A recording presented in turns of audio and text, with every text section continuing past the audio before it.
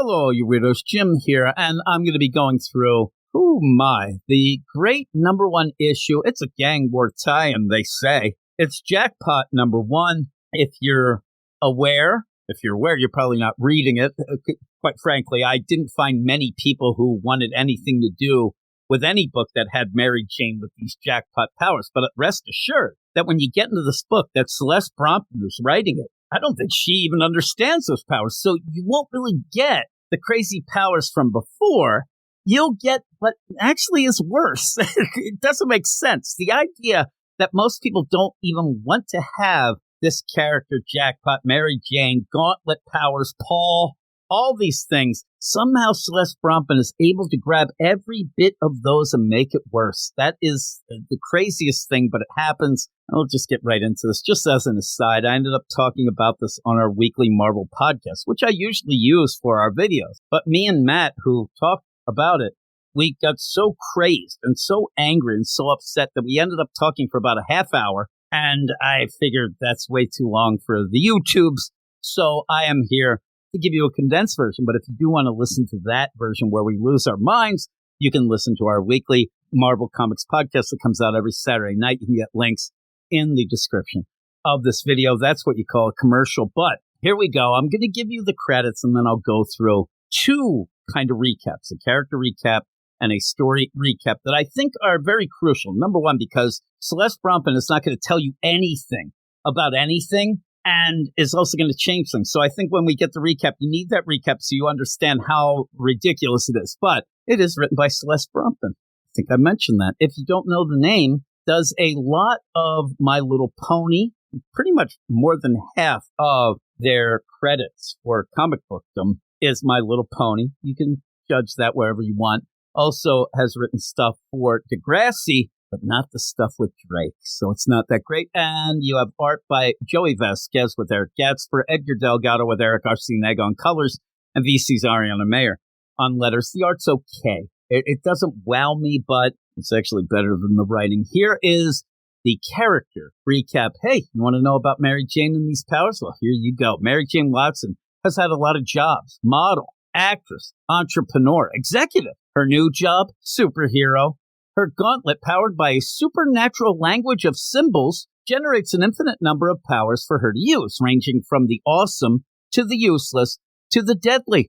With a simple spin, Mary Jane becomes Jackpot. So basically the character's set up to have this kind of luck of the draw slot machine power. You end up where you get it is very random. You might get something that helps you. You might be going against a character or a villain that say you need, tough skin. You're hoping, oh my God, I hope I get tough skin. Pretty much like as you're there at the slot machine, you're hoping you get a jackpot. You hit it, oh no, I got something else. And then we find out you're shooting cotton candy out your fingers. Well, how is that going to work? The fun part of that, though I don't see anybody having fun with this, but the fun thing could be that you could show that Mary Jane, while she doesn't get the power she needs, she's so smart that she's able to use whatever power she gets to defeat a villain. That's where I think you could work this whole play out. But kind of, if there is any fun of it, it is the randomness of the powers and then play it out that way.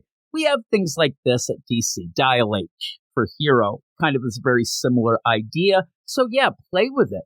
Play with the idea that these powers could be the craziest things ever, but are they going to be what you need in that situation? That's kind of the setup. That gets totally changed here, and we'll talk about that in a minute. Here's the story recap. With the recent loss of their children, Mary Jane and her partner and engineer of her gauntlet, Paul, who I just every night just hope that we don't see him ever again, but here he is, have been working through unfathomable grief. Remember that. Unfathomable grief. All right?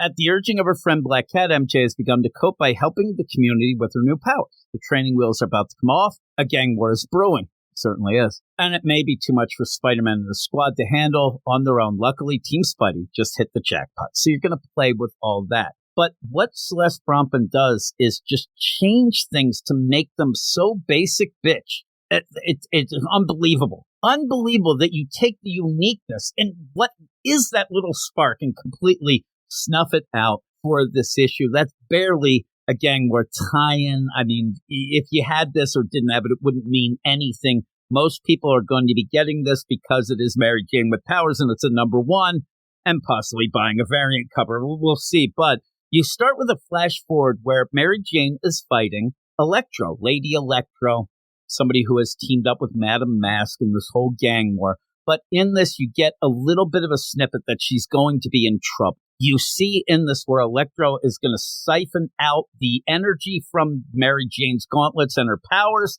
and supercharge herself, leaving Mary Jane who looks like she's going to die, right? It's almost like a cliffhanger on the first page. I doubt she's going to die, but what you get from Celeste Brompen is just hilarious dialogue. I mean, they're in the middle of a New York City gang war, and this is what you get. Electro saying, "Jackpot? What a dumb name. Not sure what casino gave you those kitty corner powers, but they should have told you. What happens in Vegas should stay in Vegas." Yeah, that's it. Oh, my God. It doesn't matter. It's so bad. But there you go. That's the cold open. Oh, my God, what's going to happen to Mary Jane? But then we go off to earlier that day, and we see that Mary Jane and Paul, in their unfathomable grief, are going to a therapist to try to work through that. And in this, you get such things as Mary Jane and Paul laughing it up. Oh, they think it's hilarious. And the therapist has asked Mary Jane and Paul to do a journal, writing down the things that they fear. What are your fears? What are you upset about? What about this grief? Paul ends up saying, "Yeah, I did my journal." Mary Jane leans over, "Brown noser," and they start laughing. Unfathomable grief. And then Mary Jane says, "Oh, I didn't do mine. I was planning to do it, but, I'm finding it difficult to put my fears down on the page. It's almost like writing them down gives them more power." And the therapist says, "Okay, well, I understand that. And actually, you telling me that shows a lot of progression of what we've gone through. And I'm proud of you. I think that you just admitting and seeing that, is part of the journey that we're going through here." Paul leans over, "Brown noser," and they start laughing. Unfathomable grief. And then after that, because we can't get to gang war just yet, they leave the therapist's office and Mary Jane realizes, oh my God, there's this therapy session deal where people are going to try to work through unfathomable grief like us, but it's next to a bar. Isn't that funny? What came first, the bar or the therapy?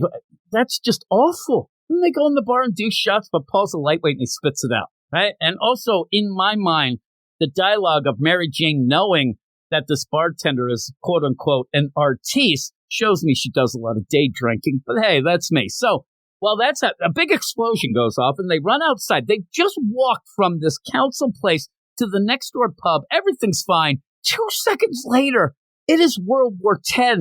You end up having AIM soldiers going against Big Ben's guys. Their roads ripped up. Cars are overturned on fire. I don't know how this stuff happens so quick, but Mary Jane and Paul jump into it. Mary Jane needs a distraction. She's going to save some people. So Paul, he's such a great guy. Everybody loves Paul. He runs into the local Radio Shack and turns up the volume on what looks like an action movie to scare off the AIM soldiers and the Big Ben things, who legitimately at this point are firing guns and blowing up places. But they're scared off because Paul is pointing a speaker at them, and it has a big explosion that goes boom. I mean, I know these guys, Big Ben, AIM, like maybe not the smartest, but seriously, that's how you're going to stop this. And Mary Jane yells, "Good distraction, Paul. I have to save." She saves people then by chasing them down. I mean, these people, there's a couple with a kid. They're running. Mary Jane just says, "Keep running." And they say, "Thank you." And then there's that. So then Paul's going to go back home to their HQ while Mary Jane is going to use her jackpot powers. I talked about this already, but the idea where she uses the play, okay, here, boom, boom, boom. Oh, what did I get? And see these random powers. Well, she's also flying for some reason. I don't get it. But she also then says to Paul, "Hey, look, I just used the powers and I can create what looks like construct vine coming out of her hand." She says, "It seems like it's a go." Paul then, and this is where we're going to talk the power deal. Paul then says, "Oh, I'm so glad. Since you had anxiety about these powers, I worked on your gauntlet and now you won't get the biggest of powers, but you also won't get the worst that could kill you. So really what you're saying is we just end up limiting everything that was fun about the gauntlet." the idea that it was random, the idea that anything could happen. There is a bit of tension or fear that every time she uses it, something really bad. That's out. Paul says, I used a power dampener. Now we just get those middle vanilla powers. We just get that. And even then, in this, when Mary Jane ends up and she's like, okay, I'm going to activate these powers and gets these vine powers, you just end up getting ding, ding, ding. You see Cherry, Diamond, and Horseshoe, and she's just like, oh, this is cool. But there's nothing to it. Later on, she's going to change powers. One time, you don't even see her use the gauntlet. This is what the character's based on. And you're just doing nothing with it and making something, again, that was bad worse. But she's going to go off. She's at fly off. She's going to fly off because she sees some smoke rising. Oh my God, there must be trouble. And just so happens that she flies over to meet up with Peter, Spider-Man, and She-Hulk. Jennifer's there as well. But they're fighting Armadillo. So Armadillo is talking a lot of crap. Mary Jane comes in with these vine powers and says, oh my God, look, Spider-Man, we could team up together because these vines really work with your webbing. Peter in this knows it's Mary Jane, knows what she did, and has no reaction at all. Doesn't have any reaction at all to the idea that Mary Jane is using something that's very random, might get herself in trouble, might get hurt. He has no concern whatsoever. And there's Armadillo just gets tied up with webbing and these and then you get this weird play. I don't even know what it means, where they end up taking down Armadillo and then saying, that's what we call poetic justice, Armadillo. All right, so that's happening, right? You got that? In the background then, Man-Bull suddenly arrives and starts fighting She-Hulk. Now they have to get involved with that. She-Hulk's yelling to Man-Bull, you better stop because you're causing a lot of property damage and you won't be able to afford it. You know, fun stuff like that. Mary Jane then decides, I'm going to use my gauntlet again. And then all of a sudden she just has ice powers. She seems to know it before she should and then freezes Man-Bull so that he can't do anything else, and then says, I was just looking out for the poor bull's bank account, which is going back panel before that where She-Hulk said, you're causing too much damage. And so that's like a punch.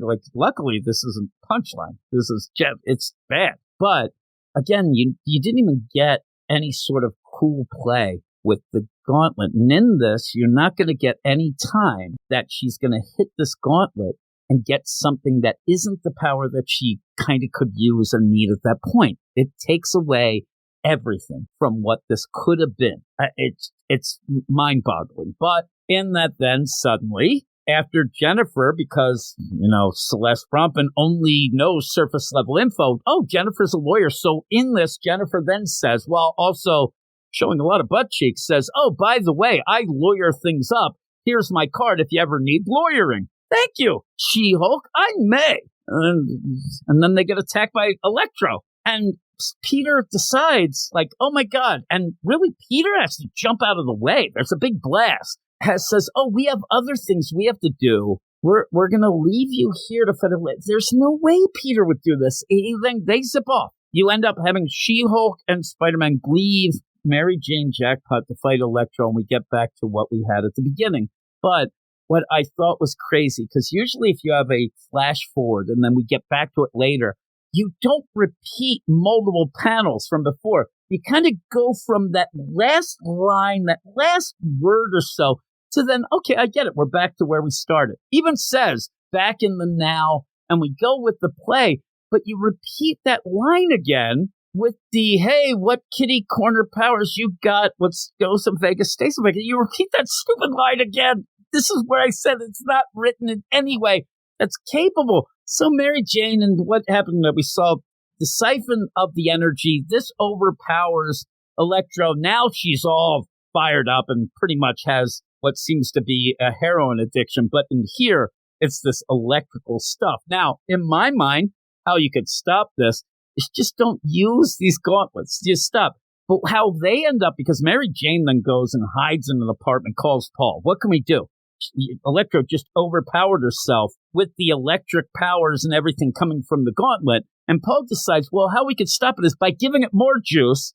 We'll take away this dampener, which then you think, oh my God, this might lead to And then you just end up where they're going to try to bait and goad in this Electro to grab the really overpowered gauntlet and pretty much pass out from too much juice. I think she'll just get really overpowered and really destroy things, but you have that play. So Mary Jane gets this. At one point, looks like she might have fire-type powers, but without really touching the gauntlet, she now ends up having hurricane tornado wind powers, attacks Electro, which seems to be doing good. And at this point, I think that the main play should be, okay, time out. Let's not try to short her out because I think I can actually damage her, take her down with these wind powers, but they don't do that. What Mary Jane does is try to bait her in. Mary Jane, who's a really good actress, that's one of her, we said at the beginning, the recap. And when you end up having this Electro go to grab the gauntlet, which would bring her down, they say, Mary Jane goes, wait, no, please. And this Electro goes, oh, you laid it on a bit too much. I realize you're joking. This is a trap. I'm out of here, and leaves. I'm like, really? Because the one thing that Mary Jane can do is act, and easily could have done that, but yet too over the top. But then Mary Jane gives chase and then starts hitting this Electro with the wind powers again and is flying and doing all these things. And so this gets back to the play where I said that's how you can take her down. Electro realizes and then just destroys a bridge so that Mary Jane needs to save people on the bridge, and she saves a bridge. She puts a bridge back together by shooting a tornado at it. It makes no sense. Again, I'm losing it again. And then ends up where Peter and She-Hulk show back up, and they're like, oh man, you did it, Mary Jane. You were awesome. We saved the bridge. They kind of webbed it together at this point. Mary Jane's flying all over the place and then says, I'm going to get out of here. And Peter says, okay, MJ. And the big joke then is that She-Hulk goes, oh man, he gave away your secret identity. You should sue. And then Mary Jane goes, well, I got your card. Wait, let's get out of here. And then starts walking away, where in the background, she's like walking down the street, so proud of herself. Like, oh man, I did it. Strutting it up like it's Saturday Night Fever.